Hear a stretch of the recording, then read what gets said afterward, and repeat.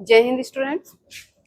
आज हम कंटिन्यू करते हैं अपना लास्ट टॉपिक हमारा चल रहा था डिसीज में कल मैंने आपको बताया था जेनेटिकल डिसीजेस कुछ, ठीक है ना, और कुछ अभी और भी बतानी है जेनेटिकल डिसीजेस, और उसके बाद हम बताएंगे आपको क्या जो आपके एक्वायर्ड डिसीज होते हैं, ठीक है, अर्जित रोग जिन्हें हम बोलते हैं वो क्या होते हैं। तो देखिए मैं आपको बता रही थी ऑटोसोमल डिसऑर्डर।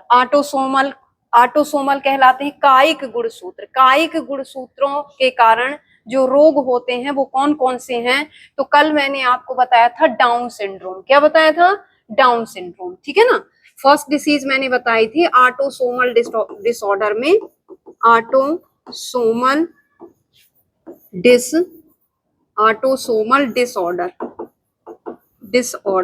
डिसऑर्डर एक बीमारी कहलाती है, ठीक है। ऑटोसोमल डिसऑर्डर में कल मैंने आपको बताया था टर्नर सिंड्रोम।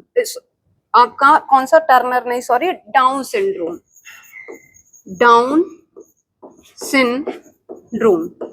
डाउन सिंड्रोम को एक नाम और बोलते हैं, डाउन सिंड्रोम को और क्या कहते हैं? मैंगोलिज्म या मैंगोलिज्म आईडीसी, ठीक है ना। मैंगोलिज्म भी बोलते हैं इसे, मैंगोलिज्म या मैंगोलिज्म आईडीसी, ठीक है। मैंगोलिज्म आईडीसी या मैंगोलिज्म बस भी बोल सकते हैं, ठीक है। या 21st क्रोमोसोम ट्राइसोमी। ये कल मैंने बताया था आपको कि इसमें 21 क्रोमोसोम में क्रोमोसोम की नंबर डबल ना होकर के कितनी हो जाती है? ट्रिपल हो जाती है, ठीक है ना। इसमें 21 में जो ऑटोसोम होने चाहिए वो 2 होने चाहिए, लेकिन 2 की जगह ये आपका क्या हो जाता है? 3 हो जाता है। क्या हो जाता है? 3। तो इसीलिए इसे बोलते हैं 21st क्रोमोसोम ट्राइसोमी। और जब 21st में क्रोमोसोम 2 की जगह आपके कितने हो गए? आपके 3 हो गए, तो टोटल ऑटोसोम जो आपके 44 थे आपके, वो अब आपके कितने हो गए? Total autosome 45। कितने हो गए?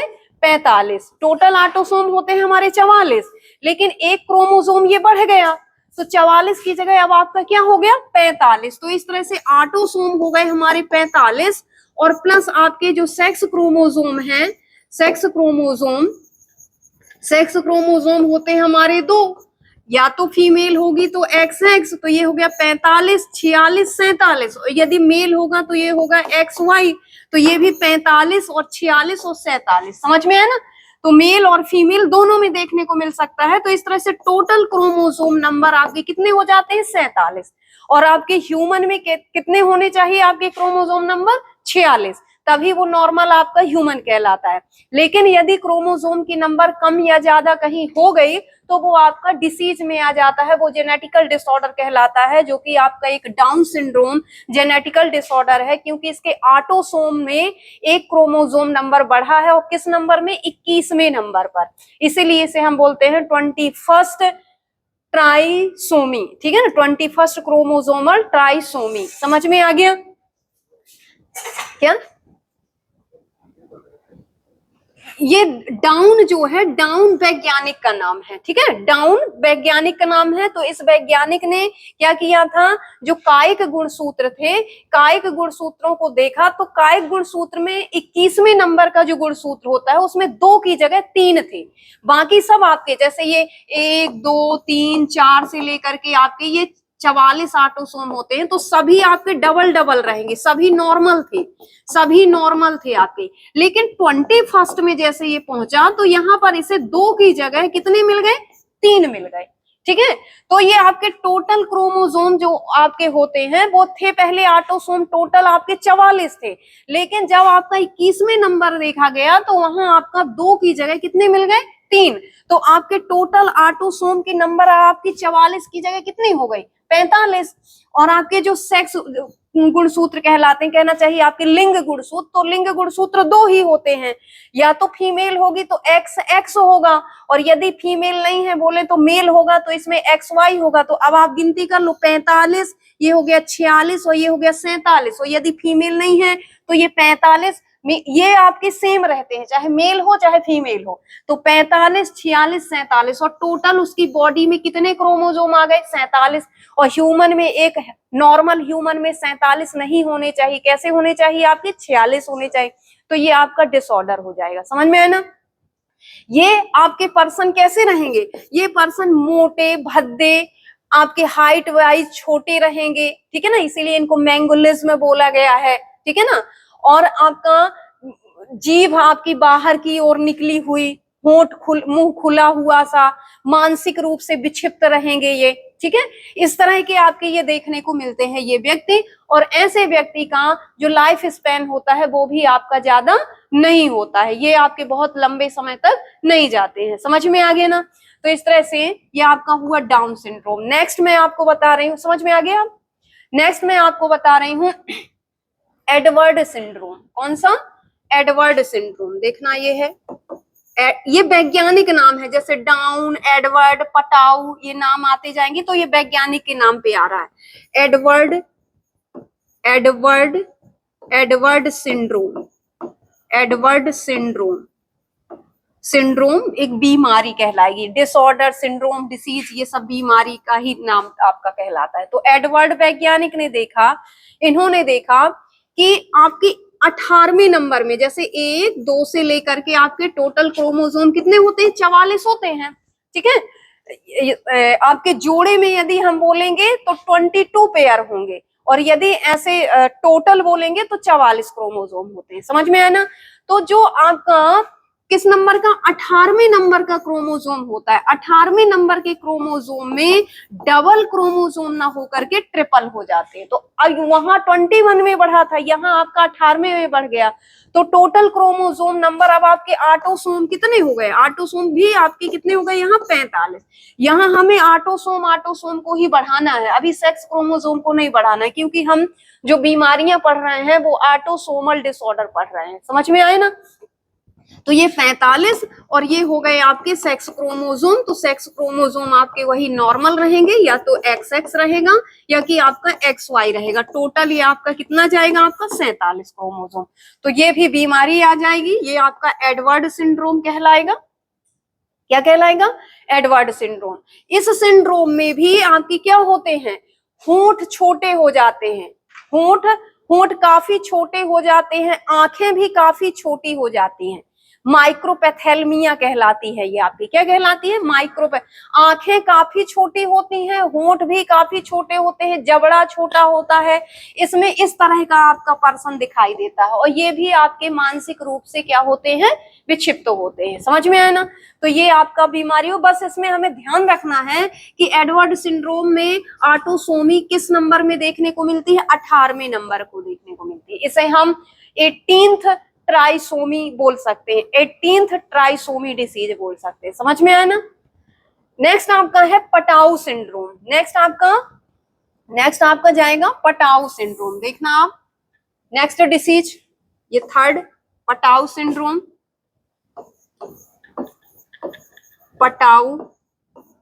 पटाउस एस लगा दे, पटाउ सिंड्रोम।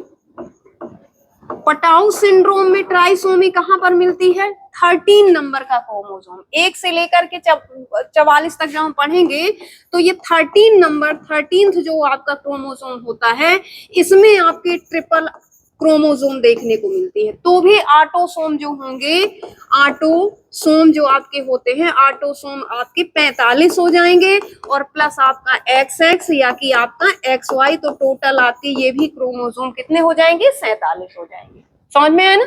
इसे पटाउ वैज्ञानिक ने देखा था। और ऐसे व्यक्ति भी आपके कैसे होते हैं? आपके वही शारीरिक और मानसिक दोनों रूप से आपके क्या होते हैं? कमजोर होते हैं। इनका शरीर भी नॉर्मल ना होकर के अब नॉर्मल दिखता है, वही मोटा, छोटा, भद्दा, बोने टाइप के आपके ये दिखेंगे। समझ में आ गया ना? तो ये हो गया आपका पटाउ सिंड्रोम, जो कि मानसिक बीमारी में आता है। ठीक है। फोर्थ आपका आता है क्राइडुकैट सिंड्रोम।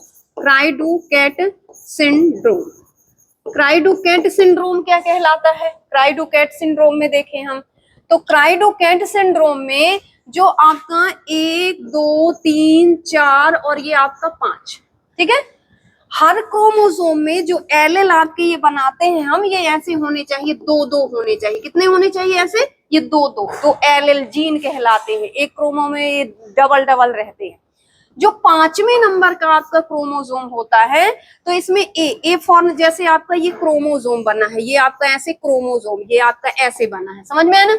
तो जो 5वें नंबर का होता है, 5वें नंबर के एक क्रोमोसोम की, आपका एक क्रोमोसोम तो आपका नॉर्मल रहेगा, लेकिन आपका एक रहेगा, इसकी एक आर्म ऐसी रहेगी, आपकी हाफ रहेगी, ये डिलीटेड हो जाएगा। इसका इतना आधा सा भाग आपका 5वें नंबर का, आधा सा भाग, आपकी आधी सी भुजा आपकी क्या होती है? एब्सेंट होती है। हाफ आर्म इज एब्सेंट, यहां हम लिखेंगे half arm absent, half arm absent. यहाँ 5वें नंबर के जो क्रोमोसोम या जो एलेल होते हैं, उनकी एक क्रोमोसोम की आधी भुजा क्या होती है? अनुपस्थित होती है। और जब अनुपस्थित रहेगी तो इस भुजा में सोच लो, ये इतना पार्ट है, वो इसमें जीन आपका ए और बी करके जीन है।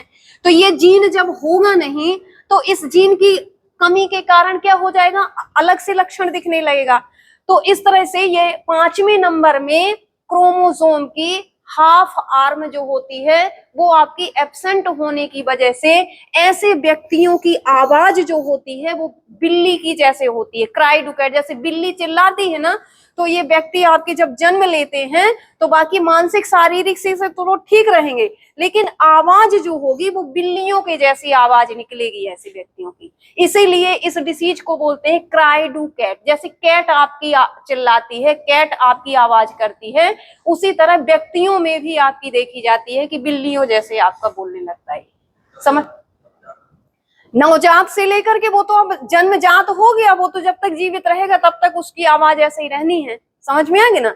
तो ये होता है क्राई डू कैट, जो कि आपका ऑटोसोमल डिसऑर्डर है। क्लियर? समझ में आ गया ना?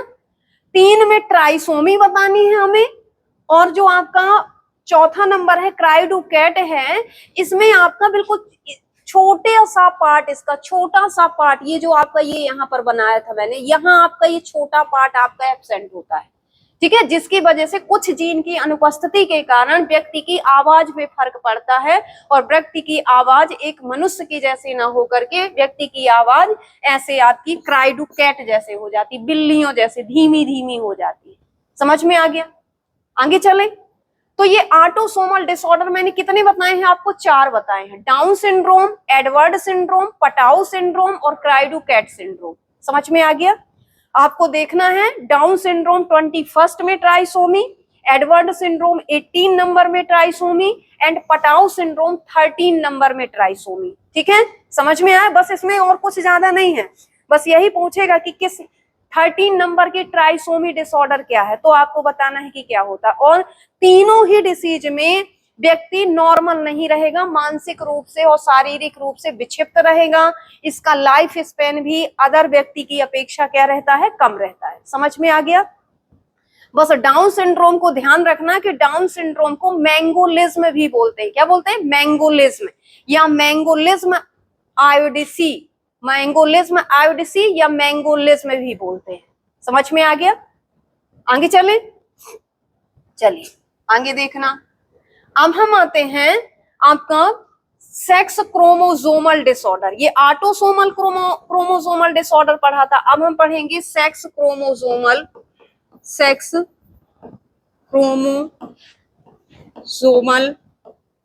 डिसऑर्डर।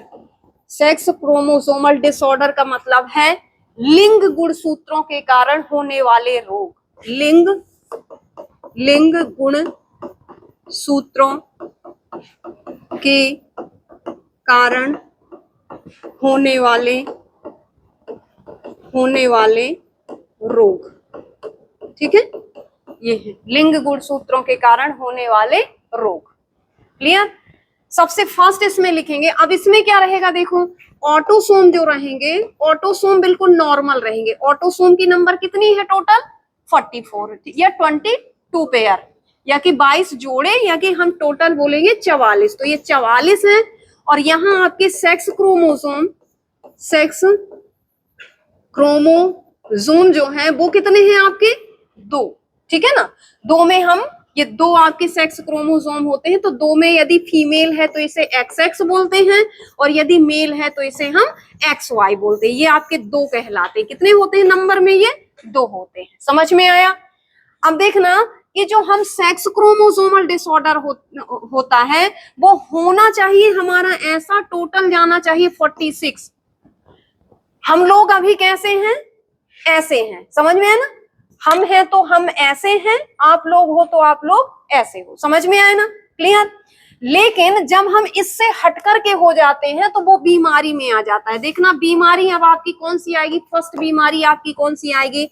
सबसे पहले आएगी क्लीनर फेल्टर सिंड्रोम। ये क्लीनर फेल्टर सिंड्रोम, एक minute, Klinefelter syndrome, Klinefelter syndrome, Klinefelter syndrome, ठीक है। क्लीनर फेल्टर सिंड्रोम लगभग आपके कितने व्यक्तियों में से एक आध क्लीनर फेल्टर सिंड्रोम जरूर निकलता है? आपका 800 900 के बीच में एक व्यक्ति जरूर क्लीनर फेल्टर सिंड्रोम वाला निकलता है, ठीक है ना। 800 से 900 या 850 हम ले यदि पर व्यक्ति आपका, जैसे ये टोटल आपकी पॉपुलेशन आपकी 850 या 900 लगभग है, तो इसमें एक व्यक्ति, एक पर्सन आपका जरूर आपका क्लीनर फेल्टर वाला आपका निकलेगा, cleaner फेल्टर syndrome. Klinefelter syndrome कहलाता क्या है? काफी इंपॉर्टेंट है ये। अभी इस बार आया है आपका कौन सा? टर्नर सिंड्रोम आया है। हो सकता है इस टाइम अब आपका क्लीनर फेल्टर सिंड्रोम आ जाए। काफी इंपॉर्टेंट डिसीज है ये। तो क्लीनर फेल्टर सिंड्रोम ही आपका क्या कहलाता है? Third gender. क्या कहलाता है?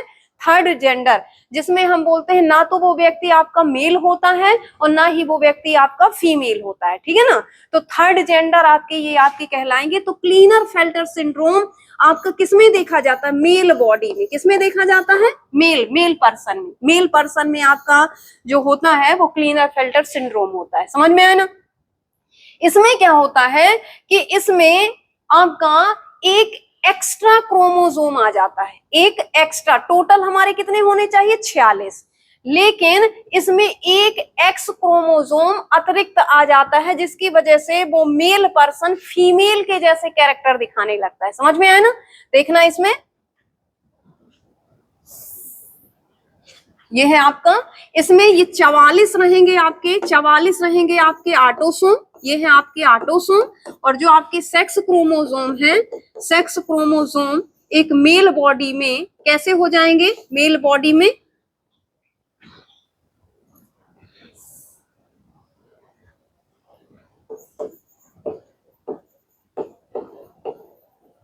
मेल बॉडी में सेक्स क्रोमोसोम मेल में कैसा होना चाहिए? XY होना चाहिए।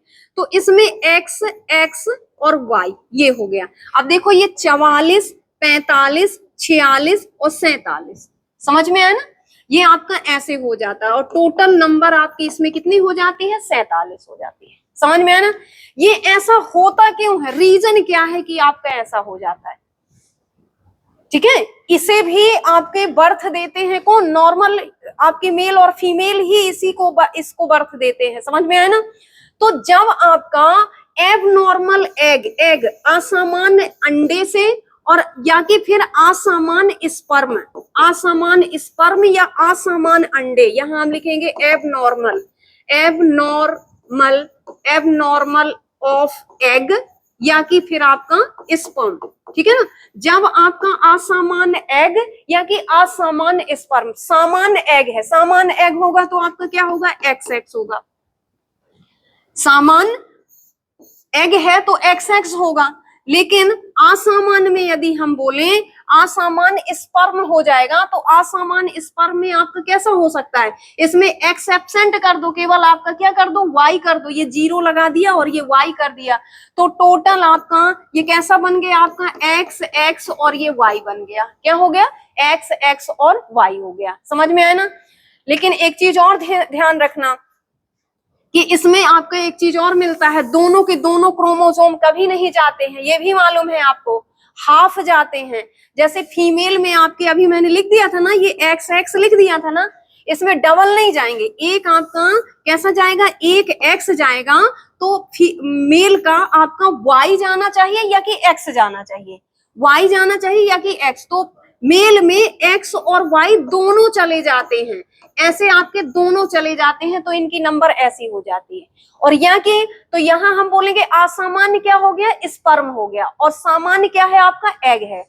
और यदि हम असामान्य एग को बोले तो असामान्य एग में दो में से एक आना चाहिए, लेकिन दोनों के दोनों फीमेल के एक्स क्रोमोसोम चले जाते हैं, और प्लस मेल का सामान्य ये वाई बस आएगा या कि एक्स बस आएगा। तो जैसे हमें मेल में बताना है तो वाई हमें लिखना पड़ेगा, तो यहाँ भी आपका एक्स एक्स और वाई वाई देखने को मिलता है। तो 44 तो आपके ये टोटल आपके ये ऑटोसोम है, 44 45 46 47, ठीक है ना। ये दोनों कंडीशन आपकी ऐसी हो सकती है कि सामान्य एग ये आपका कहलाएगा सामान्य अंडा, ये सामान्य अंडा कहलाएगा, और ये कहलाएगा असामान्य आपका क्या कहलाएगा, शुक्राणु, या किसी को हम बोलते हैं स्पर्म, ठीक है ना। ये असामान्य कहलाएगा, इसमें से एक ही वाई आनी चाहिए या कि एक एक्स आना चाहिए, समझ में आया ना। यहाँ आपका असामान्य हो गया एग, क्योंकि दोनों फीमेल के एक्स एक्स आ रहे हैं, समझ में है ना। और यहाँ हो गया सामान्य स्पर्म, समझ में है ना। तो ये दो में से कोई भी कंडीशन हो सकती है। और क्लीनर-फेल्टर सिंड्रोम में आपका टोटल क्रोमोसोम की नंबर आपको कितनी मिल सकती है, आपकी 47 मिल सकती है। और जब 47 मिलेगी तो ऐसा व्यक्ति, अब चूंकि देखो वाई क्रोमोसोम की प्रेजेंटेशन शो कर रही है मेल को कि वाई क्रोमोसोम है, तो वो मेल ही कहलाएगा, लेकिन उसमें एक एक्स क्रोमोसोम होना चाहिए, लेकिन आ गए हैं आपके डबल एक्स क्रोमोसोम, समझ में है ना।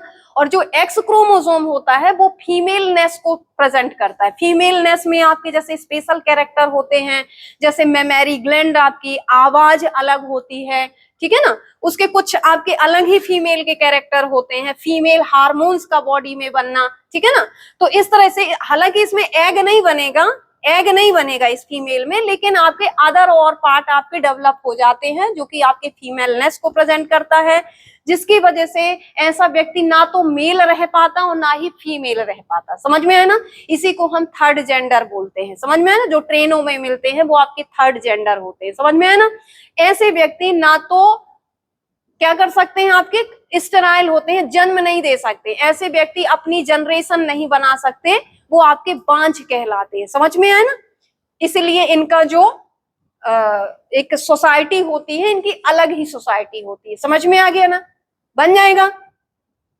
तो मेल में ऐसा होता, मेल फीमेल दोनों में होता है। तो ये मेल में मैंने बताया है कि मेल में आपका 800-900 व्यक्तियों में एक जरूर आपका क्लीनर-फेल्टर सिंड्रोम आपका निकलता है, समझ में आ गया। अब आपको हमें बताना है दूसरा, आप देखिए नेक्स्ट हम चलेंगे टर्नर सिंड्रोम। ये है आपका टर्नर सिंड्रोम। टर्नर ये आपका आ चुका है इसी सेशन एमपीपीएससी में, आपका ये क्वेश्चन आ चुका है, Turner syndrome, Turner syndrome, Turner syndrome, ठीक है। ये आपका दोनों ही इंपॉर्टेंट है, ये पीछे वाला भी और ये तो आपका आ ही चुका है, ठीक है। तो टर्नर सिंड्रोम ये आपका देखने को मिलता है किसमें, फीमेल में, फीमेल में। इसका रेशियो क्या है, जब आपकी लगभग 3000 आपकी फीमेल होती हैं, तो 3000 में से कहीं एक फीमेल आपकी टर्नर सिंड्रोम से पीड़ित निकलती है। टर्नर सिंड्रोम जब आपकी टोटल आपकी फीमेल पॉपुलेशन यदि हम 3000 लें, तो 3000 में से कहीं जाकर के एक फीमेल आपकी टर्नर सिंड्रोम वाली निकलती है, समझ में आ गया ना। तो देखना इसमें भी आपका क्या होगा, इसमें हमारे जो ऑटोसोम होंगे, ऑटोसोम तो आपको नॉर्मल ही रखना है, यहाँ पर ऑटोसोम आपके 44 ही होंगे, प्लस आपका जो सेक्स क्रोमोसोम है, सेक्स क्रोमोसोम में हमें एबनॉर्मलिटीज मिलती है, बोले तो विभिन्नता देखने को मिलती है, अनियमितता देखने को मिलती है, जिसकी वजह से रोग हो जाते हैं। तो देखना इसमें क्या होता है, इसमें होता है ये आपका 44 है, और इसमें फीमेल में आपके क्रोमोसोम कितने होने चाहिए, सेक्स क्रोमोसोम कितने होने चाहिए, 2। कौन सी क्रोमोसोम होना चाहिए फीमेल में, एक्स एक्स होना चाहिए। इसमें फीमेल में एक एक्स क्रोमोसोम एब्सेंट होता है, इसमें आपका एक ही एक्स आता है। जैसे यदि मेल और फीमेल, जैसे ये आपके फीमेल है और ये आपके मेल है, तो फीमेल में एक्स एक्स और मेल में आपका एक्स वाई होता है। समझ में है ना? तो इस दो में से कोई एक एक्स आएगा और इस दो में से या तो एक्स आ जाए या कि वाई आ जाए। यदि वाई आएगी तो आपका ये मेल बन जाएगा, और मेल में हमें बताना नहीं है, फीमेल बताना है, तो हम वाई को तो लेंगे नहीं। तो या तो एक इससे एक्स आया और एक आपका क्या आना चाहिए, इससे एक्स आना चाहिए। तो यहां पर क्या होता है कि एक एक्स की एब्सेंट हो जाती है, या तो वो फीमेल से ही एक्स ट्रांसफर नहीं होता और या कि मेल से ही ट्रांसफर नहीं होता। तो इसमें भी मेल और फीमेल में असामान्यता के कारण आपका ये रोग देखने को मिलता है, जिसकी वजह से जो सेक्स क्रोमोसोम होते हैं फीमेल में एक ही एक्स क्रोमोसोम होता है और दूसरा एक्स जो आना चाहिए वो आपका क्या हो जाता है, एब्सेंट, जीरो। ये आपका ये जो आपका ये लिखा है ये जीरो, शून्य है, ये आपका क्या है, जीरो। जीरो मतलब यहाँ पर एक एक्स क्रोमोसोम एब्सेंट है। तो टोटल ये 44 और ये क्या हो गया आपका 45। टोटल 44 और एक आपका एक्स क्रोमोसोम है तो वो क्या हो गया 45। तो टोटल क्रोमोसोम इस फीमेल बॉडी में, टर्नर सिंड्रोम फीमेल में कितने आपके क्रोमोसोम आए, आपके कितने क्रोमोसोम आए, 45। अब ये बताओ कि नॉर्मल फीमेल कहलाएगी ये, नहीं कहलाएगी ना। इसमें एक एक्स क्रोमोसोम जो एब्सेंट है, उस एक्स क्रोमोसोम की वजह से मेंस्ट्रुएशन ही फीमेल में नहीं होगा। समझ में है ना? मेंस्ट्रुएशन ना होने की वजह से एग फॉर्मेशन ही उसकी बॉडी में नहीं होंगे। बाकी फीमेल कैरेक्टर्स होंगे, लेकिन जो मेन है गैमीट बनने की जो प्रोसेस है वो प्रोसेस ही नहीं बनेगी। तो ये फीमेल भी आपकी क्या कहलाएगी, स्टेराइल कहलाएगी, और ये भी आपकी थर्ड जेंडर की कैटेगरी में आपकी आएगी। समझ में आ गया? तो इस तरह से क्लीनल-फिल्टर सिंड्रोम और आपके टर्नर सिंड्रोम, ये दोनों मेल और फीमेल दोनों में देखने को मिलती है। बस मेलनेस की संख्या थोड़ी ज्यादा देखने को मिलती है और फीमेलनेस की संख्या थोड़ा सा कम मिलती है। समझ में आ गया ना? तो ये हो गया, दोनों इंपॉर्टेंट है, इस पर ध्यान रखना आप लोग। नेक्स्ट आपका आता है सुपर मेल और सुपर फीमेल। ठीक है, नेक्स्ट देखना आपका, ये मैं बता रही हूं आपका सुपर मेल, ये है आपका super male, super male, super male. Super male क्या कहलाते हैं, सुपर मेल। सुपर मेल में, सुपर मेल हम उन्हें बोलते हैं जिनमें एक वाई क्रोमोसोम कैसा होना चाहिए, एक ही होना चाहिए, लेकिन जब फीमेल में एक और एक्स्ट्रा वाई क्रोमोसोम आ जाता है, एक या एक से ज्यादा एक्स्ट्रा वाई क्रोमोसोम आ जाते हैं, तो वो मेल आपका कहलाने लगता है क्या, सुपर मेल। समझ में है ना? तो इसमें ये हो गए आपके ऑटोसोम 44 और आपका मेल बॉडी में एक्स वाई वाई क्या हो जाता है, एक्स वाई वाई, या एक और भी बढ़ा सकते हो आप, तो वो और ज्यादा हो गया। ठीक है ना? तो ये टोटल आपके क्रोमोसोम हो जाएंगे 44, 45, 46 और 47। तो ये आपके 47 वाई क्रोमोसोम की आपकी नंबर इंक्रीज हो जाती, बढ़ जाती है जब, तो ऐसा व्यक्ति आपका सुपर मेल कहलाने लगता है। और ऐसे व्यक्ति जो होते हैं, ऐसे व्यक्तियों में टेस्टोस्टेरोन हार्मोन जो होता है उसकी क्वांटिटी काफी ज्यादा होती है। ऐसे व्यक्ति क्रिमिनल टाइप के होते हैं। कैसे होते हैं, बहुत ज्यादा एक्साइटेड होते हैं, लड़ाई झगड़ा फाइटिंग करने वाले, ठीक है ना, आपके बेकार किस्म के जो होते हैं वो व्यक्ति आपके आते हैं। ठीक है ना, जो मतलब अनकंट्रोल्ड होते, किसी भी तरह का आपका कहना चाहिए केस कर सकते हैं ये। ठीक है ना, तो क्रिमिनल, एक तरह की क्रिमिनल कैटेगरी के लोग ये कहलाते हैं। समझ में है ना? तो ये आपके सुपर मेल कहलाते हैं। बट ये स्टेराइल होते हैं, स्टेराइल होते हैं। ये कैसे होते हैं, स्टेराइल होते हैं। इनकी बॉडी में स्पर्म काफी अधिक बनते हैं। समझ में ना? क्यों? क्योंकि टेस्टोस्टेरोन है। और टेस्टोस्टेरोन क्यों है? क्योंकि अतिरिक्त वाई क्रोमोसोम है। समझ में है ना? तो इस तरह से ये क्रिमिनल मेल कहलाते हैं। इन्हें हम बोलते हैं क्रिमिनल मेल। समझ में आ गया ना? क्लियर है? इसी तरह एक और होती है सुपर फीमेल, एक और होती है सुपर फीमेल। ये हम ये देखें, सुपर फीमेल, ये है आपका सुपर फीमेल, सुपर फीमेल।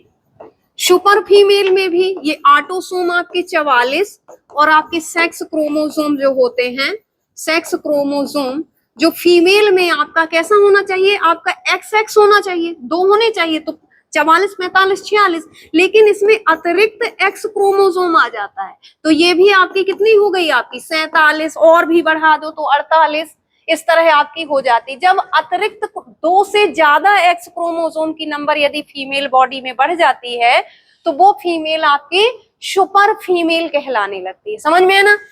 तो ये फीमेल भी आपकी कैसी होती है, आपके कैसी होती है, फर्टाइल। ये भी फर्टाइल रहेंगे, ये स्टेराइल नहीं रहेंगे, ये आपकी क्या रहेंगे, फर्टाइल। मतलब ये अपनी जनरेशन बना सकते हैं, ये भी अपनी जनरेशन बना सकती है। ठीक है, समझ में आया ना? और जो स्टेराइल होते हैं वो 2 मैंने बता दिए हैं, क्लीनर फिल्टर सिंड्रोम और आपके टर्नर सिंड्रोम। लेकिन ये 2 में क्रोमोसोम की नंबर भले आपकी बढ़ रही है, सामान्य नहीं है, भले आपकी असामान्य दिख रही है, लेकिन ये आपकी जनरेशन बना सकते हैं। समझ में आया ना?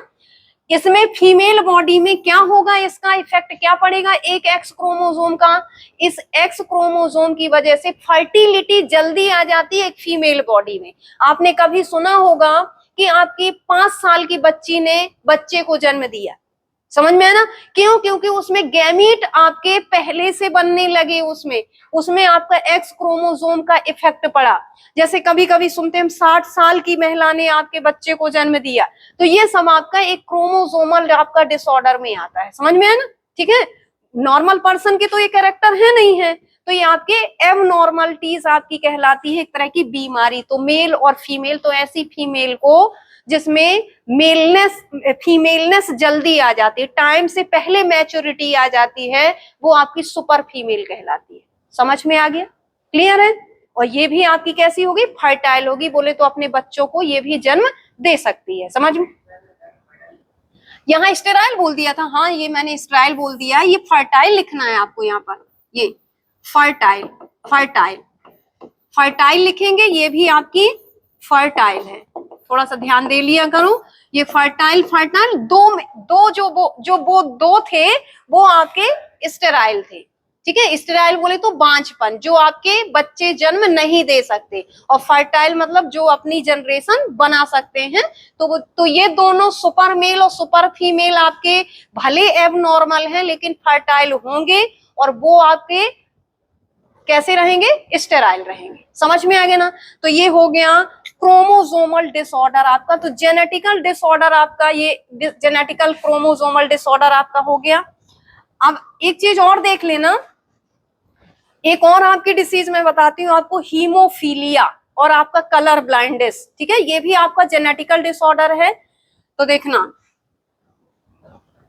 ये आपकी एक आप देखना, एक आपका एक्स क्रोमोसोम होता है, एक एक्स क्रोमोसोम होता है, एक क्या होता है, वाई क्रोमोसोम होता है। वाई किसके लिए है, मेल के लिए, क्या है, मेल के लिए, और एक्स किसके लिए है, फीमेल के लिए।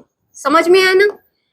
जब कोई भी जीन आपकी एक्स क्रोमोसोम में आकर के जुड़ती है, केवल वो जीन जब एक्स क्रोमोसोम में आकर के जुड़े तो उसे हम बोलते हैं होलोगाइनिक। क्या बोलते हैं, होलोगाइनिक या गाइनेंड्रिक बोलते हैं। ठीक है, होलोगाइनिक या गाइनेंड्रिक बोलते हैं। मतलब कि ये स्त्री क्रोमोसोम में ये जीन आपका जब आकर के जुड़ता है तो उसे हम होलोगाइनिक या गायनोलॉजिस्ट होते हैं ना, गायनिक आपके गायनी वाले जो होते हैं, जो कि स्त्री विशेषज्ञ होते हैं, तो गायनी उसे हम बोलते हैं। समझ में आया ना?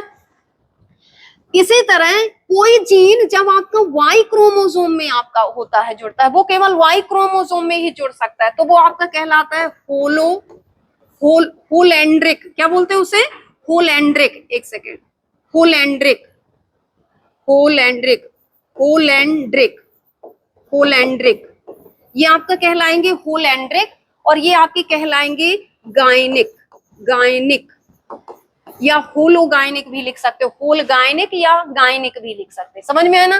तो जो मैं आपको बता रही हूँ कि कुछ जीन जो होते हैं वो एक्स क्रोमोसोम में ही आकर के जुड़ते हैं। जैसे आपको यहाँ मैं बता रही हूँ हीमोफीलिया, क्या बता रही हूँ, हीमो हीमोफीलिया, हीमोफीलिया आपका क्या होता है? हीमोफीलिया डिसीज, हीमोफीलिया डिसीज को हम बोलते हैं ब्लीडर्स, ब्लीडर्स डिसीज, ब्लीडर्स या शाही डिसीज, शाही, शाही डिसीज भी बोलते हैं, शाही डिसीज, शाही डिसीज, ब्लीडर्स डिसीज, शाही डिसीज या हीमोफीलिया, ये एक ही चीज है। इसमें आपके जो हीमोफीलिया की जीन होती है स्मॉल एच से इसे प्रेजेंट करते हैं, ये एक्स क्रोमोसोम पर ही जुड़ती है आकर के। अब एक्स क्रोमोसोम में आपके कहाँ कहाँ है एक्स क्रोमोसोम? मेल के पास भी है और फीमेल के पास भी है। तो कहना चाहिए हीमोफीलिया से ग्रसित आपके कौन कौन हो सकते हैं? मेल भी हो सकती है, मेल आपका यदि होगा तो ये एक्स वाई, ये आपकी यहाँ एच आपका है, तो ये हीमोफीलिया मेल आपका कहलाएगा। हीमोफिलिक, हीमोफिलिक, हीमोफिलिक आपका मेल कहलाएगा। क्या कहलाएगा? Haemophilic male. अब यदि हम बात करें ये एक्स एक्स, ये आपकी फीमेल में होते हैं, इसमें हीमोफिलिक आपकी एक एक्स में आपकी जुड़ी हुई है, तो ये कैरियर, कैरियर कहलाएगी। क्या कहलाएगी? कैरियर। कैरियर बोले तो वाहक, वाहक मतलब जो एक पीढ़ी से दूसरी पीढ़ी तक ले जाए, तो कैरियर फीमेल, कैरियर फीमेल कहलाएगी, और जो कि हीमोफीलिया की जीन को ले जाएगी। समझ में है ना? और यदि आपका ऐसा हो जाए कि ये यहाँ भी हीमोफीलिया और यहाँ भी हीमोफीलिया, तो ये आपकी हीमोफिलिक फीमेल कहलाएगी। क्या कहलाएगी? हीमोफिलिक, हीमोफिलिक आपकी फीमेल। और ऐसी फीमेल की एम्ब्रियो स्टेज में ही, इन एम्ब्रियो स्टेज में ही, in embryo, in embryo stage में ही क्या हो जाएगी? डेथ हो जाएगी। क्या हो जाएगी? डेथ हो जाएगी। कभी भी ऐसी फीमेल देखने को नहीं मिलती है। ऐसी फीमेल जन्म लेते ही नहीं है, एम्ब्रियो में ही आपकी नष्ट हो जाती है। समझ में आया ना? ठीक है, देखना क्यों आपकी नष्ट हो जाती है ये, क्यों इसे हम ब्लीडर डिसीज बोलते हैं, क्यों इसे हम शाही डिसीज बोलते हैं। ठीक है, क्या हो गया? कुछ पूछना है? देखिए, इस डिसीज की जो डिस्कवरी की है वो जॉन ऑटो, या आपके जॉन ऑटो, जॉन ऑटो आपके वैज्ञानिक नाम है, जॉन ऑटो। लिख लीजिए आप, John auto, JOHN, John AUTO। John auto ने इस बीमारी की डिस्कवरी की है। कहां से की है? आपकी एक शाही राजघराने से, महारानी विक्टोरिया नाम सुना होगा, ठीक है ना?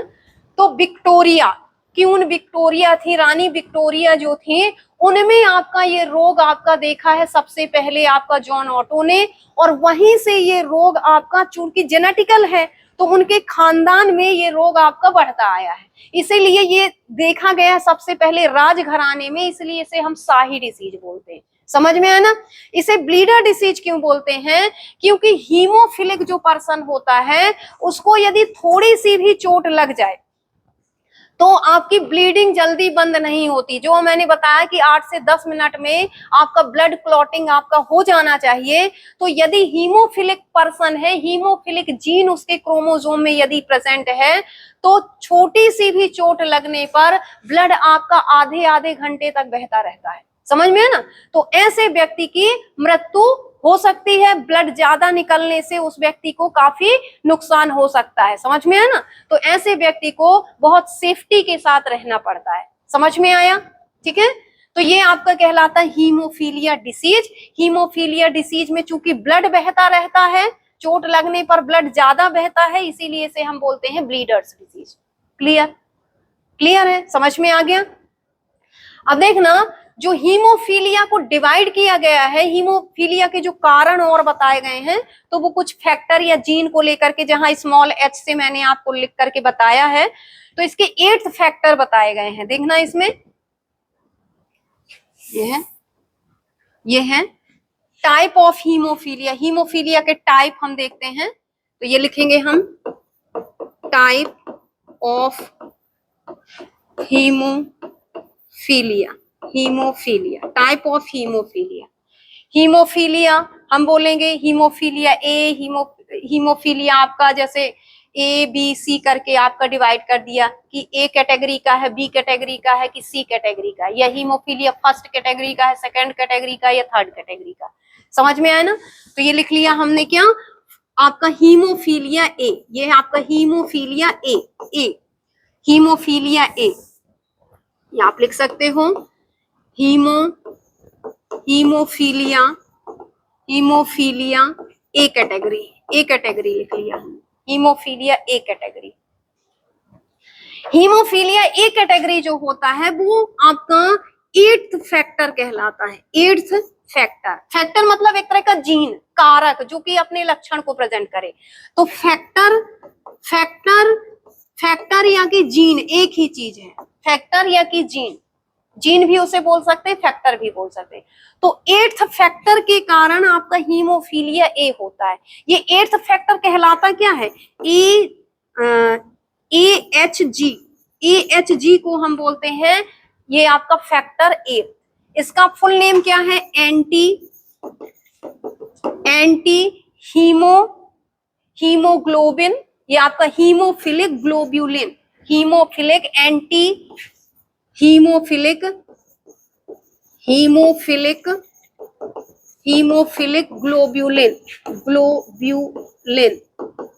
एंटी हीमोफिलिक ग्लोब्यूलिन, ठीक है ना। ये 8th नंबर का फैक्टर होता है और इस फैक्टर के प्रेजेंटेशन में ही हीमोफीलिया ए टाइप होता है। क्या होता है, हीमोफीलिया ए टाइप। समझ में ना, ये सभी फैक्टर जो होते हैं आपके अपना अलग अलग इफेक्ट, ए बी सी जो ऐसी 3 कैटेगरी या फर्स्ट सेकंड थर्ड कैटेगरी में जो बता रही हूँ, सभी की कैटेगरी आपकी क्या है, अलग अलग है, सभी के फैक्टर आपके क्या है, अलग अलग है। समझ में आया ना। सेम हम दूसरा बताएंगे, हीमोफीलिया बी टाइप। कौन सा, हीमोफीलिया आपका बी टाइप। ये हो गया आपका हीमोफीलिया बी टाइप, ये हमने लिख लिया बी टाइप। तो हीमोफीलिया बी टाइप का जो फैक्टर है वो आपका कहलाता है 9th फैक्टर। क्या कहलाता है, 9th फैक्टर, ठीक है। इस 9th फैक्टर का क्या नाम है, आपका क्या नाम है, पीटीसी। ये हम लिखेंगे पीटीसी, ये आपका प्लाज्मा थ्रोम्बोसाइट कंपोनेंट या थ्रोम्बोप्लास्टिन बोलेंगे, प्लाज्मा थ्रोम्बोप्लास्टिन, ये कहलाएगा प्लाज्मा थ्रोम्बोप्लास्टिन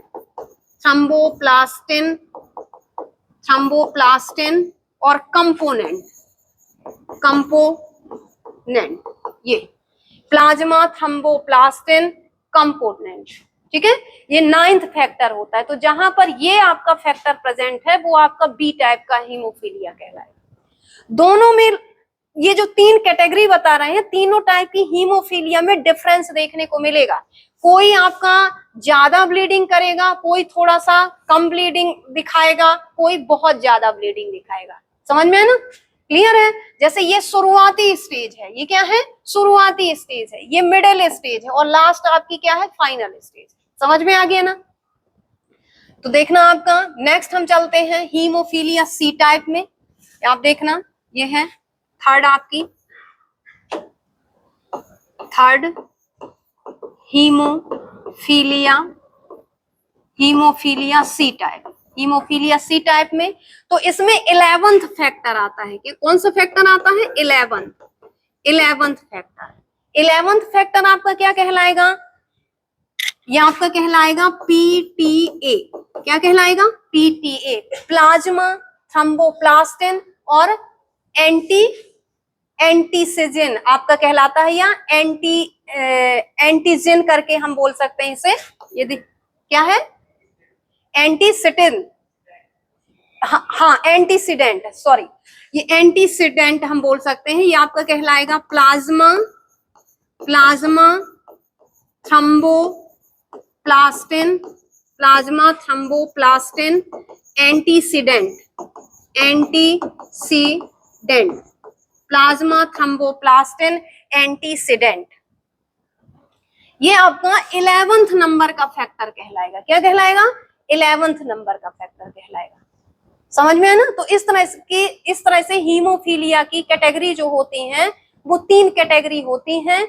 और आपकी एक बार जो जितनी भी मैंने जेनेटिकल डिसऑर्डर बताई हैं, ये कहना चाहिए यदि एक बार कोई भी रोग, चाहे वो ऑटोसोमल हो, चाहे वो सेक्स क्रोमोसोमल हो, चाहे वो एक्स लिंक्ड क्रोमोसोम डिसऑर्डर हो, चाहे वो वाई लिंक्ड क्रोमोसोमल डिसऑर्डर हो, यदि ये जीन आपका जीन के द्वारा बीमारी, आपकी अनुवांशिकी बीमारी यदि आ रही है, तो इस बीमारी में फिर कुछ नहीं किया जा सकता है। ये ठीक हो सकता है ओनली जेनेटिक इंजीनियरिंग के द्वारा, और कब, जब आपका बर्थ ना हुआ हो तब, एम्ब्रियो स्टेज में ही आपका ठीक किया जा सकता है।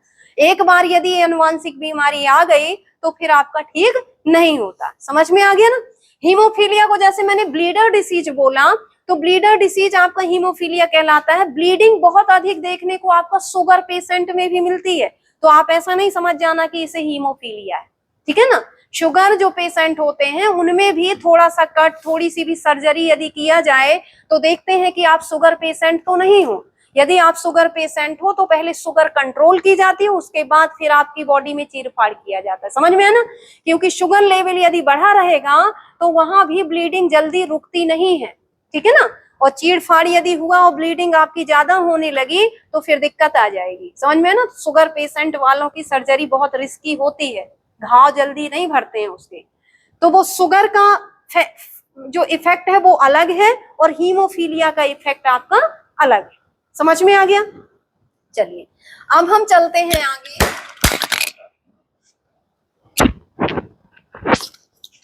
आगे हम चलते हैं आपका एक्वायर्ड डिसीज में। ये मैंने आपको बता दिए हैं कौन सी डिसीज, जेनेटिकल डिसऑर्डर पढ़ा दिए हैं। अब हम पढ़ते हैं एक्वायर्ड डिसीज या अर्जित रोग। ये आपके कहलाते हैं अर्जित रोग। देखना, ये है आपके अर्जित रोग जो जन्म के बाद आते हैं। जन्म के बाद इन्हीं को हम बोलते हैं acquired disease. Acquired disease, acquired disease. ये एक्वायर्ड डिसीज क्या होते हैं? एक्वायर्ड डिसीज कल मैंने इसको बता दिया था कि आपका एक्वायर्ड डिसीज को दो पार्ट में डिवाइड किया था मैंने, एक आपके एक्यूट और एक आपका क्रोनिक, ठीक है ना। एक्यूट डिसीज वो कहलाते हैं, ऐसे आपका ये डिवाइड किया था, एक बार और देख लो। ये आपका एक्यूट, एक्यूट, एक्यूट, और एक को बोला था मैंने क्रोनिक। क्रोनिक, एक्यूट का मतलब होता है कुछ समय के लिए जो रोग हो, बहुत ही थोड़े समय के लिए, 4 से 6 दिन 10 दिन के लिए जो रोग हो। ये आपका short period, short period, short period disease कहलाते हैं। शॉर्ट पीरियड डिसीज जो होते हैं वो आपके एक्यूट डिसीज कहलाते हैं। और लॉन्ग पीरियड आपके जो डिसीज होते हैं, लॉन्ग पीरियड डिसीज जो होते हैं वो आपके क्रोनिक, लंबे समय तक आपकी जो चलते हैं उन्हें हम बोलते हैं क्रोनिक डिसीज। समझ में आ गया, ठीक है।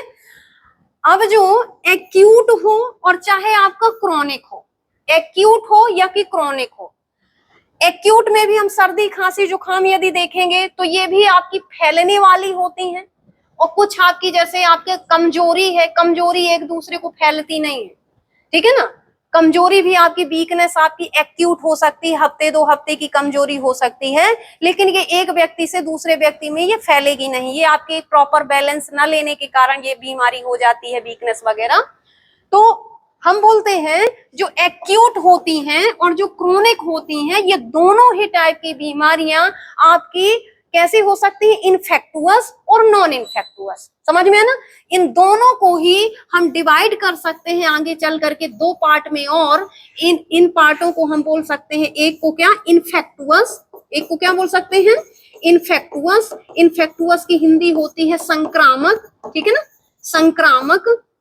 और एक आपका हो सकता है आपका नॉन इन्फेक्टुअस, नॉन इन्फेक्टुअस, इसे हम बोल सकते हैं असंक्रामक, असंक्रामक डिसीज। समझ में है, ना फैलने वाला और फैलने वाला।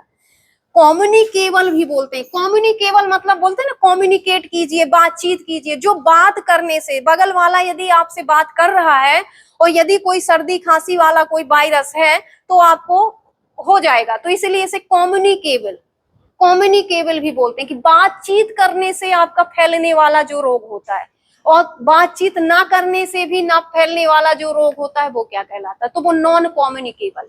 नॉन कम्युनिकेबल में जैसे कैंसर आ जाएंगे, एड्स आ जाएंगे, आप उसके साथ बगल से खूब बैठिए, बात करिए, खाना पीना खाइए, लेकिन वो रोग आपका फैलेगा नहीं।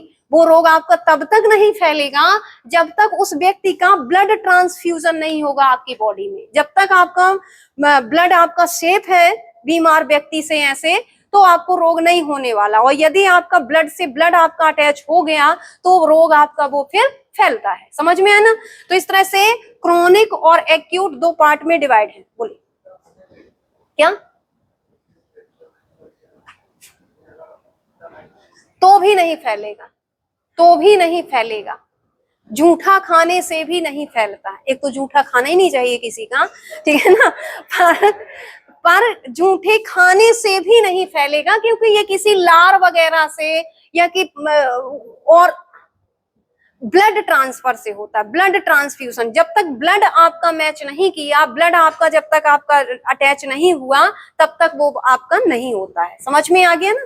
तो कोई लोग डरने लगते हैं। मैंने कुछ लोगों को देखा कैंसर हॉस्पिटल में कि कैंसर था तो वो मास्क लगाए बिल्कुल उसको छू नहीं रहे थे। मैंने कहा हद कर दिया यार तुमने तो। मैंने कहा ये रोग ऐसे नहीं फैलता है। हाँ, कैंसर वाले के घर में जाते ही नहीं है। ये गलत थिंकिंग है ना, गलत थिंकिंग है। इसी तरह एड्स को लेकर के हम बात करते हैं। एड्स के लिए कितनी अवेयरनेस आपकी चली। कैंसर देखिए फर्स्ट और सेकंड, फर्स्ट में तो आपका बच सकता है। अपना इंडिया का ट्रीटमेंट भी है ना, वो प्रॉपर काम कर रहा है। फर्स्ट स्टेज है यदि, तो उस व्यक्ति को बचाया जा सकता है। सेकंड स्टेज में थोड़ा टिपिकल हो जाता है, फैलने के चांसेस वहां ज्यादा फैलने लगता है सेकंड में। लेकिन सेकंड कंडीशन में भी आपका 50% समथिंग आपके चांसेस है कि उस व्यक्ति को बचाया जा सकता है।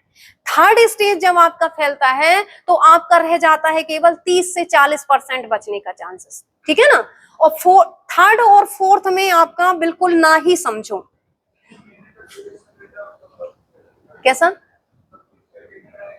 वो देखिए वो आपकी बॉडी पर इफेक्ट करेगा। यदि बॉडी स्ट्रांग है, ठीक है, आपका डाइट वगैरह जो है, खान पान कैसा है, बहुत ज्यादा खूब ऑयली, खूब बाहर की चीजें खाइए आप, ठीक है ना, खूब रैपरवारी, खूब अपने मनमौजी आप रहिए, ठीक है ना, तो वो जल्दी बढ़ेगा। और यदि आप थोड़ा कंट्रोल्ड हैं, बॉडी आपकी थोड़ी स्ट्रांग है, उस कैंसर सेल को दबा करके रख रही है, तो थोड़ा उसको बढ़ने में। हम लोगों के अंदर भी कैंसर सेल हैं। आप ये मत सोचिए कि हम लोगों के अंदर कैंसर सेल नहीं है, सबके अंदर वो सेल हैं आपकी, वो सेल सबके अंदर है आपकी। आपके WBC की इरेगुलरिटीज ही तो कहलाती है कैंसर। नहीं मालूम है आपको? जो WBC अनियमित आपकी संख्या में बढ़ने लगती। मैंने ब्लड को आपका बताया है, एक तो आपका ल्यूकोसाइटोसिस, ल्यूकोसाइटोपीनिया, और एक आपका ल्यूकेमिया। समझ में है ना? तो जो अनियमित बढ़ने लगती है आपकी WBC, तो वो आपका कहलाती, जैसे आपका व्यक्ति में 1,00,000-2,00,000 बढ़ जाए WBC, और जबकि WBC की एक नॉर्मल पर्सन में जो नंबर है वो आपकी 4,000 से लेके 11,000 8,000 के बीच, इससे आगे नहीं जानी चाहिए। इन्फेक्शन भी होता है तो आपका 15,000 20,000 ज्यादा से ज्यादा जाना चाहिए, ठीक है ना। तो उसी को हम ल्यूकोसाइटोसिस कहते हैं। कभी कभी WBC घट भी जाती है, जिसको हम ल्यूकोसाइटोपीनिया कहते हैं। जैसे डेंगू वगैरह में आपका, या कि आपका टाइफाइड वगैरह में भी WBC की नंबर घट जाती है, तो ल्यूकोसाइटोपीनिया 2,000 हो जाती है, जिसकी वजह से हमारा इम्यून सिस्टम वीक हो जाता है।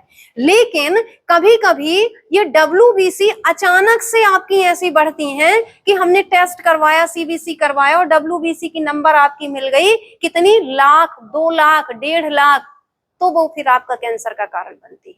समझ में आया? क्लियर है? तो सबके अंदर कैंसर सेल आपकी प्रेजेंट है, बस ये है कि अभी वो नॉर्मल है, नॉर्मल चल रही है। जिस दिन उसने एबनॉर्मेलिटीज दिखाई तो वो रोग आपका कैंसर कहलाने लगता है। समझ में है ना?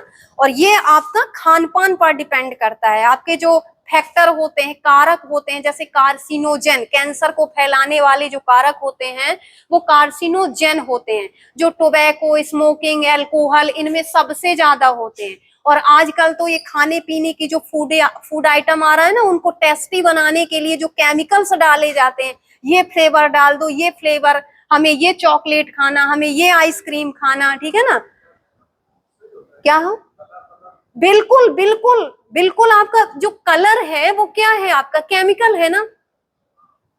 है, हम बोलते ना गोला, बर्फ का गोला, वो हरा गोला, कहीं पिंक गोला, ये सब लेते हैं।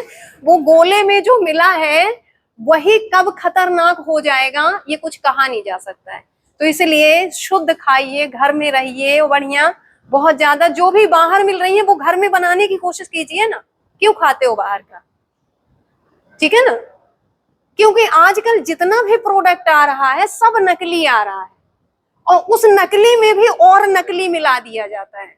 हम लोग भी बाहर से खरीद के लाते हैं, तेल लाते हैं, घी लाते हैं, चावल लाते हैं, देखो चावल पॉलिशिंग वाले मिलते हैं, दाल पॉलिशिंग वाले मिलते हैं, हल्दी में पता नहीं क्या मिला के देते हैं, और उस नकली में भी बाहर का खाया तो और उसमें पता नहीं क्या मिला दिया, ठीक है ना? तो समझ लो कि फिर हमारा स्वास्थ्य सही नहीं है, आप अपने स्वास्थ्य को बहुत अधिक समय तक अच्छा नहीं रख सकते, समझ में है ना? तो इसलिए अवेयरनेस ही आपका, अवेयर रहो, जागरूक रहो, अपने प्रोटेक्शन रखो। तो इस तरह मैंने आपको बता रही हूं मैं यहाँ पर डिसीजेस। तो डिसीजेस मैंने बताया इन्फेक्टुअस, नॉन इन्फेक्टुअस दोनों हो सकती हैं। जो इन्फेक्टुअस डिसीज होती हैं, ये इन्फेक्टुअस डिसीज, इन इन्फेक्टुअस डिसीज के मैनी कॉजेस होते हैं। क्या होते हैं? मैनी कारण होते हैं। इन्फेक्टुअस डिसीज कई कारणों से फैलती है। एक होती है आपकी बैक्टीरिया से, बैक्टीरिया से, एक होती है आपकी वायरस से, वायरस से भी फैलती है आपकी, एक होती है आपकी प्रोटोजोन से, प्रोटोजोन से, एक होती है आपकी हेलमेंथिस से, हेलीमेंथिस से, और एक होती है आपकी किससे? आपकी फंगस से, फंगस से। ये सभी जो है आपके माइक्रो ऑर्गेनिज्म, ये आपके बीमारियों को फैलाने का कार्य करते हैं। समझ में आ गया? लिख लिया, लिख लिया। सबसे पहले देखना, हम बैक्टीरियल डिसीज आपको बता रहे हैं, बैक्टीरियल डिसीज कि बैक्टीरिया से होने वाली कौन कौन सी डिसीजेस होती हैं, ठीक है? चलिए हटाएं इसे। इसके अलावा बीमारियां जैसे मैंने कल बताई थी, आज भी रिपीट कर रही हूँ कि इसके अलावा बीमारियां विटामिन से भी देखने को मिलती हैं। इसके अलावा बीमारियां आपके हार्मोन के कारण भी देखने को मिलती हैं। इसके अलावा बीमारियां आपके कोई ऑर्गन में खराबी आ जाती है तो भी देखने को मिलती हैं। तो वो जो आपके इंटरनल के कारण आपका डिस्टर्ब हो रहा है, कि किसी हार्मोन की कमी ज्यादा के कारण, किसी ऑर्गन की खराबी के कारण जो रोग हो जाती है, वो रोग नहीं फैलता है। जैसे हमें थायराइड है तो थायराइड एक व्यक्ति से दूसरे व्यक्ति में थायराइड नहीं फैलेगा, ग्लूकोमा है तो ग्लूकोमा नहीं फैलेगा। समझ में आ गया ना? तो इस तरह से आपका कुछ रोग और भी होते हैं जो किसी की कमी या ज्यादा के कारण होते हैं, और वो रोग आपके इन्फेक्टुअस में नहीं आते हैं। क्लियर? चलिए आगे हम बात करते हैं बैक्टीरियल डिसीज की। ये आप देख लेना, बैक्टीरियल, बैक्टीरियल को हम बोलते हैं जीवाणु रोग। क्या बोलते हैं? जीवाणु, जीवाणु रोग। ये आपके बैक्टीरियल डिसीज या जीवाणु रोग, बैक्टीरियल डिसीज, ठीक है? तो ऐसी बहुत सारी बीमारियां हैं जिसमें से कुछ कुछ हम बताते हैं, ये आप देख लेना। बैक्टीरियल डिसीज में सबसे पहले हम लिखते हैं टीबी। क्या लिखते हैं हम? टीबी। टीबी क्या कहलाता है? खांसी। वाह वाह वाह। तो टीबी आपका ट्यूबरकुलेसिस, इसका पूरा नाम है ट्यूबरकुलेसिस। ये आपका, ये माइक्रोबैक्टीरियम ट्यूबरकुलेसिस बैक्टीरिया का नाम है, ठीक है? टीबी, टीबी जो है इसका पैथोजन नेम लिखेंगे हम, पैथोजन, पैथोजन कहलाएंगे जीवाणु नाम, पैथोजन, या हम बोलेंगे कि जीवाणु का क्या नाम है, जीवाणु का नाम क्या है? जीवाणु का नाम है माइक्रोबैक्टीरियम, माइक्रोबैक्टीरियम, माइक्रोबैक्टीरियम ट्यूबरकुलेसिस, ट्यूबरकुलेसिस, ट्यूबरकुलेसिस, ट्यूबरकुलेसिस, ये इसके कारण फैलता है टीबी, माइक्रोबैक्टीरियम ट्यूबरकुलेसिस। हो गया? ट्यूबरकुलेसिस जब होता है तो क्या कैरेक्टर्स दिखते हैं? कैरेक्टर्स क्या हो दिखते हैं, लक्षण क्या हो जाते हैं उस व्यक्ति में यदि ट्यूबरकुलेसिस होता है? ट्यूबरकुलेसिस होने से सबसे पहले हमारे श्वसन तंत्र, बोले तो आपका जो रेस्पिरेटरी सिस्टम है वही इफेक्टेड होता है। सांस लेने में परेशानी होगी, कफ बलगम आपका जो होगा वो आपका बनेगा, और खास कर देखना कि जो बलगम होगा वो पीला आएगा। क्या आएगा? पीला, पीलापन आपका बलगम रहेगा। आपका कफिंग, जो आपकी कफिंग के साथ साथ जो आपका बलगम होगा वो पीलेपन को लेकर के रहेगा। दो टाइप का होता है बलगम, देखा है कभी? देखा होगा सभी ने, ठीक है ना? आपका एक व्हाइट होता है और एक आपका कैसा होता है, पीला होता है, ठीक है ना। तो जो व्हाइट होता है वो ऐसे कॉमन कोल्ड के कारण होता है, जैसे नॉर्मल सर्दी जुकाम जो होता है उसमें जो आता है वो आपका व्हाइट होता है, ठीक है ना। नहीं देखा हो तो देख लेना। और यहाँ होता है आपका पीलापन लेकर के होता है, ठीक है ना। यहाँ देखना, चलो बात नहीं, ये आप देखना कि यहाँ पर आपका क्या होता है कि बॉडी वेट सबसे पहले टीबी में बॉडी वेट आपका कम होता है, बॉडी वेट लॉस होता है, समझ में है ना। बॉडी वेट आपका कम होगा, इम्यूनिटी पावर आपका क्या होता जाएगा, गिरता जाएगा। ये सब आपके लक्षण है। लगातार खांसी आपका आना, सांस फूलना, बलगम आना, बॉडी वेट का लॉस होना, ठीक है ना। इस तरह ये धीरे धीरे लक्षण एक समय के बाद आपके बढ़ने लगते हैं। इसकी भी आपकी स्टेजेस होती हैं, टीबी की फर्स्ट स्टेज, सेकंड स्टेज। पहले तो इस टीबी का कोई इलाज ही नहीं था, टीबी से व्यक्ति मर जाते थे, लेकिन अब आपका इसके वैक्सीन लगने लगे हैं, बीसीजी के टीके लगते हैं आपके टीबी में, ठीक है ना। तो ये आपका टीबी का अब इलाज संभव है, व्यक्ति को बचाया जा सकता है। आपका बस वही है कि किसी भी बीमारी में हम लास्ट स्टेज में ना पहुंचे, अदरवाइज लास्ट स्टेज में पहुंचने से कुछ नहीं होता है। लास्ट स्टेज में व्यक्ति की मृत्यु ही होती है और कुछ नहीं होता है। तो यदि हम फर्स्ट सेकंड स्टेज में इसके लक्षण को कैसे आपका देखा जाता है, ये आपका कहलाता है ये डॉट्स के द्वारा, या किसके द्वारा, डॉट्स। ये कहलाता है direct observation treatment shot. Direct देख करके आपको देखा हमने कि खांसी सर्दी जुकाम ये बना हुआ है, सांस फूल रही है, बॉडी वेट हो रहा है दिन पर दिन, तो तुरंत आपका जाना चाहिए और टेस्ट आपका। तो पहले तो यही डॉट के द्वारा हम ऑब्जर्व कर लेते हैं, ठीक है। और फिर इसका और आपका टेस्ट आपका किया जाता है, जिससे आपको कंफर्म हो जाता है कि अस्थमा है, ब्रोंकाइटिस है कि टीबी है। समझ में आया ना। तो ये आपका कहलाता है डायरेक्ट, या हम लिख सकते हैं direct observation, direct observation treatment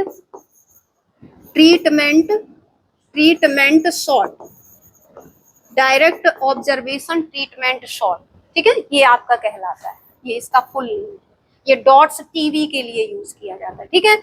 आगे चलते हैं हम। दूसरी बीमारी हमारी आती है निमोनिया।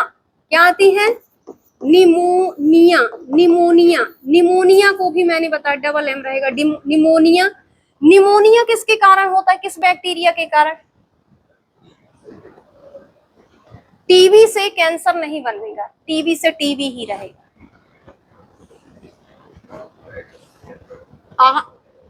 नहीं, टीबी रहेगी। हाँ, कैंसर के उस समय यदि कोई कारक आपके पहुंच गए, WBC आपकी बढ़ गई बहुत ज्यादा, तब होगा, बाकी टीबी रहेगी, ठीक है ना। कैंसर ऐसे थोड़ी कि कोई भी बीमारी कैंसर का रूप ले लेगी, ऐसा नहीं। निमोनिया से टीबी बन सकती है, ना निमोनिया से कैंसर बनेगा।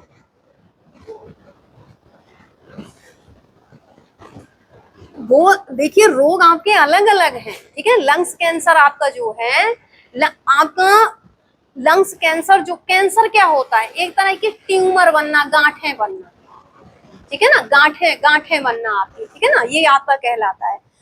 WBC की नंबर का बढ़ जाना, जिससे वो ट्यूमर का फॉर्म ले लेता है। और निमोनिया आपका लिक्विड है, लिक्विड बढ़ा देना, लंग्स में पानी का बढ़ जाना, जिसकी वजह से ऑक्सीजन आपकी प्रॉपर नहीं भर पाती, ठीक है।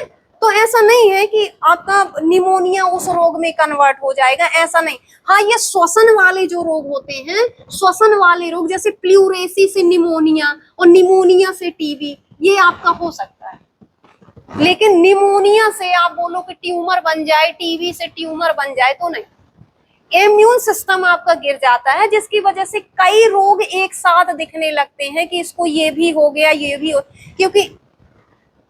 क्योंकि इम्यूनिटी जो होती है, इम्यूनिटी पावर के गिरने से आपका एंटीबॉडी, WBC एंटीबॉडी नहीं बनाती है, जिसकी वजह से एक साथ कई रोग हमारे बॉडी में आ जाते हैं। समझ में आया। आगे चलें, जल्दी स्पीड में करना है थोड़ा सा।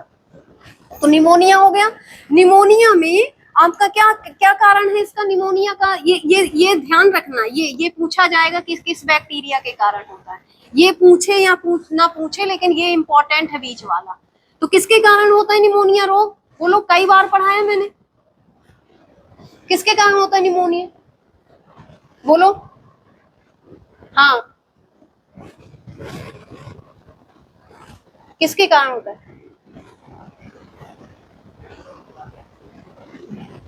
डिप्लोकोकस, ये ध्यान रखना, डिप्लोकोकस ये बैक्टीरिया का नाम है, डिप्लोकोकस। या तो डिप्लोकोकस बैक्टीरिया या डिप्लोकोकस कहलाते हैं जब दो गोल बैक्टीरिया आपके आ जाते हैं, या दो से ज्यादा जब हो जाते हैं तो इसी को बोलते हैं हम स्ट्रेप्टोकोकस। समझ में आया ना? तो डिप्लोकोकस या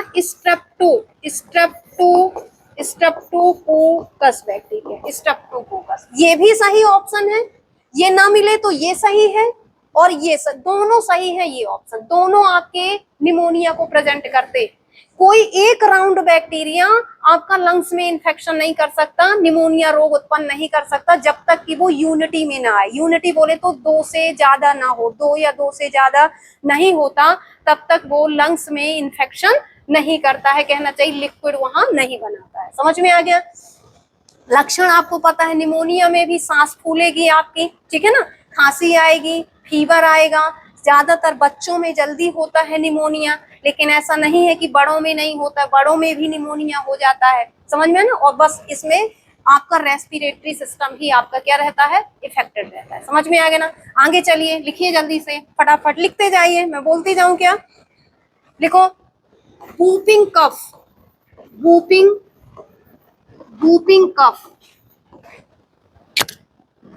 वूपिंग कफ, वूपिंग कफ, काली खांसी, काली खांसी, काली खांसी, कुकर खांसी कहते हैं इसे विलेज वगैरह में, कुकर खांसी, काली खांसी या कुकर खांसी। लगातार खांसी बनी रहती है 100 दिन तक, ये लगातार खांसी आपकी बनेगी। ये बच्चों में भी ज्यादातर देखने को मिलती है, लगातार खांसी बनी रहती है, लगभग आपकी 2-3 महीने तक, ठीक है ना, 100 दिन तक लिखा है इसमें। तो वूपिंग कफ आपका किसके द्वारा होता है? बॉर्डेटेला पर्टुएसिस। बॉर्डेटेला ये बैक्टीरिया का नाम है, बॉर्डेटेला, बॉर्डेटेला, बॉर्डेटेला पर्टुएसिस, पर्टुएसिस, बॉर्डेटेला पर्टुएसिस करता है वूपिंग कफ, काली खांसी, ठीक है ना, कुकर खांसी इसी को बोलते हैं। तो ये होता है आपका। इसमें भी अब खांसेगा तो खांसने से व्यक्ति की हालत खराब हो जाती है, लगातार वो भी आती, बहुत तेज तेज आती है, और अब इसकी ड्यूरेशन भी काफी लंबी है, ठीक है ना। तो ये आपका वूपिंग कफ होता है। फिर लिखना आप थर्ड लिखना आप हैजा, कॉलरा जिसे हम बोलते हैं, कॉलरा हिंदी में बोलते हैं इसे हैजा, कॉलरा या कि हैजा। तो इस हैजा मालूम है आपको, लूज मोशन और वोमिटिंग कंटिन्यू, यदि 48 घंटे लूज मोशन और आपका वोमिटिंग साथ साथ चले तो व्यक्ति की मृत्यु निश्चित है, प्रॉपर बच नहीं पाएगा वो। समझ में आया ना? तो आपका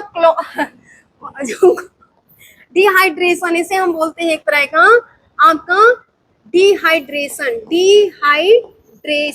डिहाइड्रेशन हो जाता है इसमें। और कितना लंबा डिहाइड्रेशन हो, जैसे डिहाइड्रेशन घंटे 2 घंटे का नहीं, ये लंबा डिहाइड्रेशन आपका होता है जब आपका विब्रियो कॉलरी के कारण होता है। किसके कारण? मैंने बताया था कुछ बैक्टीरिया कॉमा शेप होते हैं, ऐसे कॉमा शेप, तो कॉमा शेप बैक्टीरिया आपका होता है vibrio cholerae, vibrio cholerae, vibrio cholerae, vibrio cholerae, vibrio cholerae के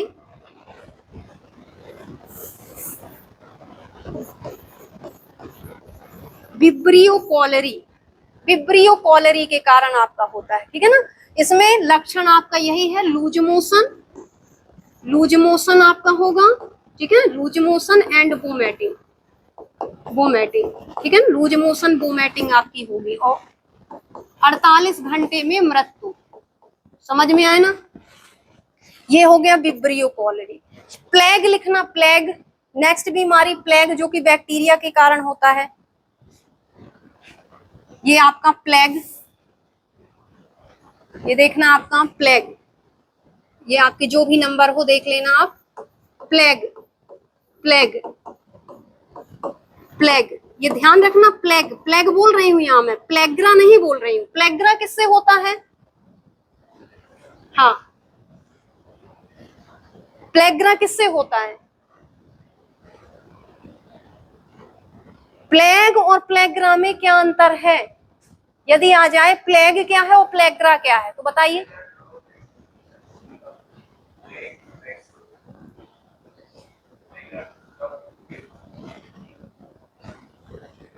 गलत है।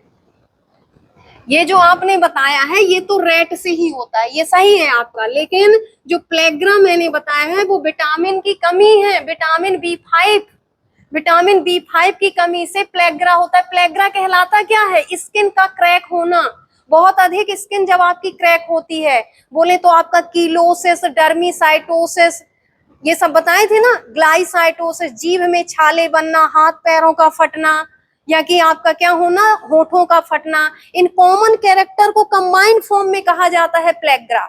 समझ में आया ना?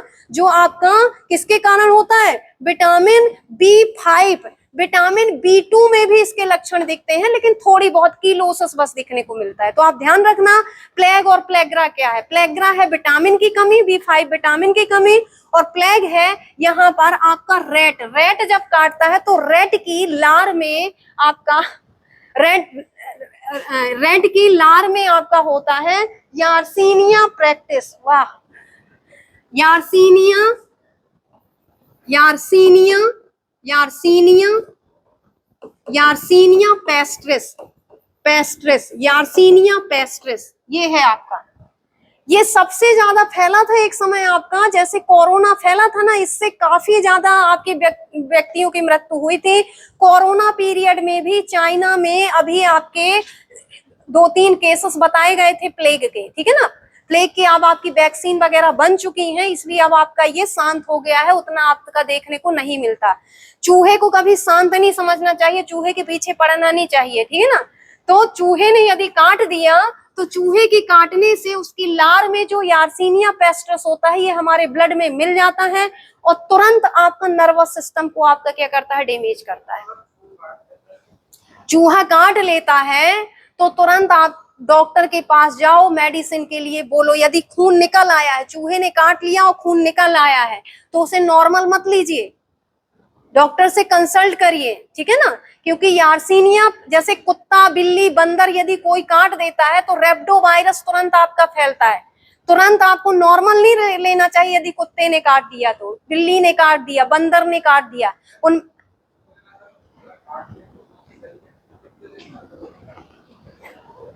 कितने दिन हो गए हुए काटे हुए?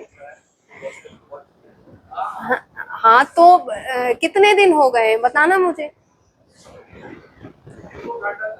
नहीं, ये ध्यान रखना चाहिए, यार्सीनिया पेस्ट्रिस नर्वस सिस्टम को क्या करता है? डैमेज करता है, और नर्वस सिस्टम आपका खराब होने से मानसिक विक्षिप्तता आ जाती है। क्या देखिए, ये फैलने पर डिपेंड करेगा, बॉडी पर डिपेंड करेगा। ऑलमोस्ट 10-15 दिन में तो आपके कैरेक्टर दिखने चाहिए, यदि यार्सीनिया पेस्ट्रिस है, यदि यार्सीनिया पेस्ट्रिस है तो, ठीक है, समझ में आया। तो इस तरह से नर्वस सिस्टम आपका खराब होने से क्या होगा? वहां पर मानसिक विक्षिप्तता होने से आपका क्या होगा?